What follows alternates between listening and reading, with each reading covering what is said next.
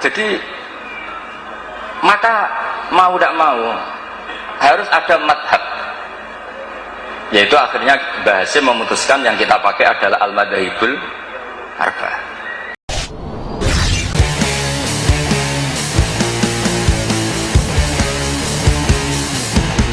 Karena saya itu paling kecewa punya diatur-atur. Saya masyhur mengatakan kiai diatur itu dosa, tapi kali ini saya diatur.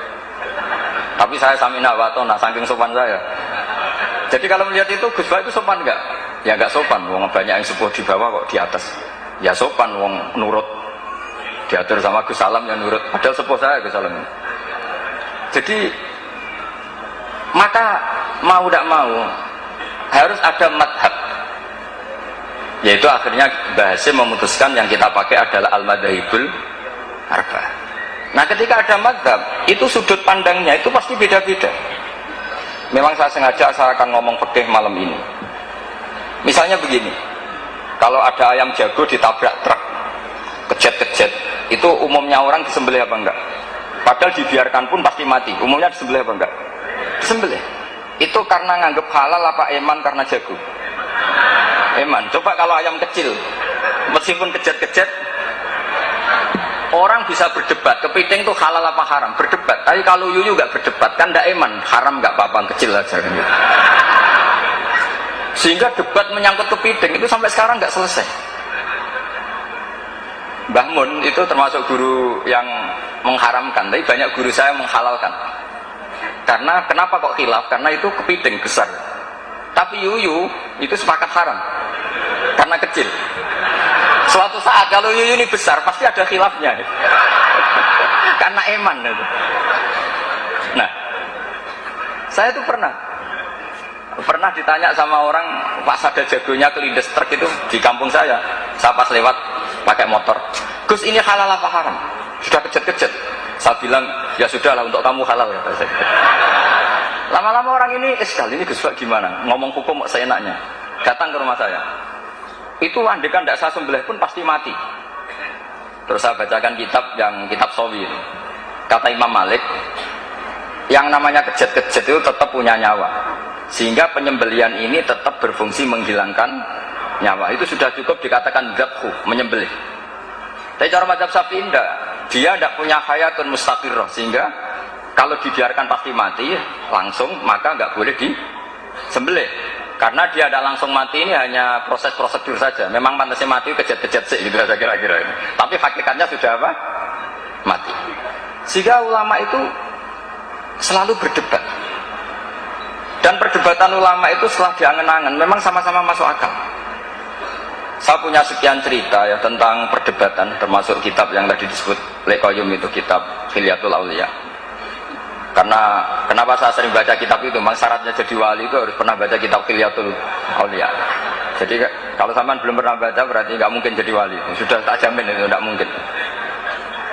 Imam Ghazali sealim itu termasuk barokahnya kitab Khilyatul Auliya, masyhur itu. Fit tasawuf beliau ngiduk kitab Qutil Qulub, fil fikhi beliau ngiduk kitab Nihayatul Matlab fi Diriyatil Madzhab karangannya Imam Haromen. Tapi kalau fi manaqibil akhyar beliau ngiduk kitab Khilyatul Auliya wa Tabaqatul Aswa, itu terang-terangan beliau ngendikan di juz 4 wa alayka bi mutalaati kitab Khilyatil Auliya. Karena beliau memang pengagum kitab Khilyatul Auliya di bab manaqibul akhyar. Itu di bab manaqibul akhyar itu ada sekian perdebatan, dan perdebatan itu melahirkan satu kecerdasan, yaitu tadi saya berkali-kali cerita ada sekian contoh yang orang itu akan ngeper setelah ada logika kebalikannya. Saya beri sekian contoh. Ketika malaikat Israel datang ke Nabi Ibrahim mau mencabut nyawanya, itu Ibrahim marah-marah, Israel kamu salah. Kenapa ya? Saya ini kekasih Allah, ana Khalilur Rahman, saya ini kekasih Allah. Wahal ra'aita khalilan yumitu khalilah, masa kekasih membunuh yang dikasih? Ini tidak benar, logika ini tidak benar.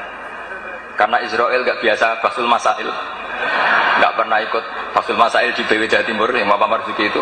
Datang ke Allah, ya Allah, logika ini kata Nabi Ibrahim gak benar.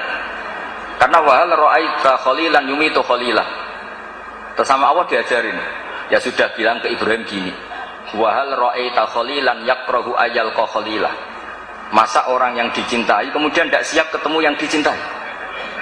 Datang lagi Israil. Wahal ra'aita khalilan yakrahu ayyalqa khalilah. Oh iya ya, enggak apa-apa, mati enggak apa-apa. Jadi dibalik langsung rubah. Dulu pernah ada jagongan ulama mau menganggap cengkeh itu pewangi. Alasannya kue-kue tar dikasih cengkeh, maka cengkeh kategorinya pewangi. Artinya apa efek hukumnya? Kalau orang ikhram rokok berarti wajib bayar dam karena pakai pewangi, yaitu cengkeh. Karena roti tar dikasih cengkeh, terus beberapa wedang cengdem juga dikasih apa? Kemudian ada ulama yang ngendikan kalau gitu orang Jumatan kesunatan rokok, karena orang Jumatan disunatkan pakai wewangian. Langsung lebar, wah tidak jadi. Jadi itu usul fikih. Sehingga katanya fikih nakal tidak apa-apa, ini nakal yang Islami. Saya memang termasuk orang yang kata Gus Rizal Lirboyo diberi gelar Gus doktoral honoris causa cangkem elek katanya. Saya ini sebetulnya bangga dengan gelar itu karena itu cara sahabat melindungi Rasulullah SAW. Jadi saya sengawur-ngawur saya ini masih punya sanad. Dulu ada orang Bedui datang ke Nabi. Ya Muhammad, jika kamu Nabi, fa'akhbirni amma fi batni naqati. Fa'akhbirni amma fi batni naqati. Jika kamu Rasulullah, sing idda'aita, kamu ngeklaim tahu barang gaib, coba yang di kandungan perut unta saya itu lelaki apa perempuan? Isinya apa ya? Itu Nabi kan mangkel, masa Nabi kok ditakoki isi kandungan apa? Terus kata sahabat datang, ini sanad, kalau boleh dikatakan sanad yang kemelek, kalau boleh dikatakan sanad. Itu kata sahabat tadi langsung namanya Salamah bin ada yang baca Salmah bin Salamah namanya. Nazauta 'alaiha fakanat laka minha sakhlatun. Kamu yang ngangkangi itu ada anak kamu. Saking mangkelnya Rasulullah kok ditanya gitu. Enggak, kamu enggak usah tanya Rasulullah, tanya saya. Oh iya ya, di dalamnya ada apa? Ono anakmu. Karena dia begitu saking mangkelnya, masa Rasulullah kok ditanya, "Idza kunta Rasulullah fa akhbirni amma fi batni naqati." Jadi kadang orang itu mau tidak mau ya, nggak ada pilihan. Orang wiridan ditanyakan syaratnya apa, salaman sama sekelilingnya ditanyakan syaratnya apa. Salaman tuh nggak ada syaratnya, hadisnya nggak sahih. Tapi orang nyalain HP nggak perlu sanad. Habis salam langsung ke toilet nggak perlu. Sebenarnya harus ditanyakan, nyalain HP setelah salam itu ada hadisnya nggak? Ke toilet setelah salam ada hadisnya nggak? Nggak ditanyakan. Tapi kalau salaman ditanyakan. Mau tidak mau kita jawab gimana? Ya jawabnya tadi. Kalau semuanya butuh sanad, berarti kalau HP kamu matikan setelah salam kamu nyalakan harus pakai apa? Sanad. Kira-kira punya apa enggak? Enggak punya kan? Oh itu sanadnya umum bahwa Nabi boleh melakukan sesuatu yang maslahat. Memangnya salaman enggak maslahat? Jadi saya contohkan yang ketiga. Ini sekaligus yang terakhir. Ini masih banyak kiai. Karena saya memang nggak bisa pidato depan umum, nggak bisa. Ya nggak memaksa bisa, memang nggak bisa juga nggak bakat. Dan yang undang saya kalau kalah sepuh itu memang haram karena tadi. Karena saya meninggalkan kewajiban saya sebagai kiai di rumah. Saya ini kiai induk loh di rumah, itu bukan sombong, memang saya kiai induk. Bapak saya sudah meninggal. Jadi bukan karena kualitasnya, memang mau tidak mau. Mubah misalnya. Banyak pakar usuliyin yang mengatakan hukum itu diantaranya ada yang bernama mubah. Mubah itu boleh dilakukan, boleh ditinggalkan. Tapi kemudian itu ada masalah, yaitu ketika mubah dilakukan, ini monggo marhaban wa sahlan, ini beneran, ini Gus Ali Darawuh, ini beliau teman bapak saya, jadi monggo.